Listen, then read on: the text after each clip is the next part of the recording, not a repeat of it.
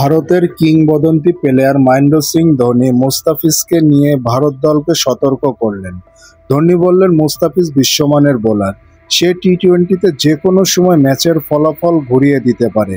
ধোনি আরও বললেন, মুস্তাফিজ যখন চেন্নাইয়ের হয়ে আমার দলে খেলেছে, আমি মুস্তাফিজকে খুব কাছ থেকে পর্যবেক্ষণ করেছি। ভারত দলকে মুস্তাফিজের বল খেলতে হবে ডেথ ওভারে।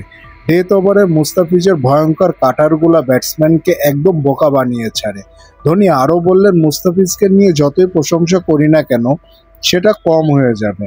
টি-20তে মুস্তাফিজ ভয়ঙ্কর একজন বোলার, এজন্য ভারত দলকে সতর্ক করতে হচ্ছে। মুস্তাফিজ তার নিজের দিনে ভারত দলকে একাই ধ্বংস করে দিতে পারে। মুস্তাফিজের 4টি ওভার খুব দেখে শুনে ভারত দলকে খেলতে হবে। মুস্তাফিজ যে মাপের বোলার, তাতে করে ভারত দলের উচিত হবে মুস্তাফিজকে সমীহ করা। চেন্নাইয়ের হয়ে মুস্তাফিজ একাই অনেকগুলো ম্যাচ জিতিয়েছিল চেন্নাইকে। ধোনি বাংলাদেশ দলকে নিয়েও বললেন, বাংলাদেশ দল এখন বিশ্বের অন্যতম সেরা দলের মধ্যে একটি দল। কিছুদিন আগেই তারা পাকিস্তানের মাঠে হোয়াইট ওয়াশ করে এসেছে। বাংলাদেশ দলের মনোবল এখন আকাশচুম্বী।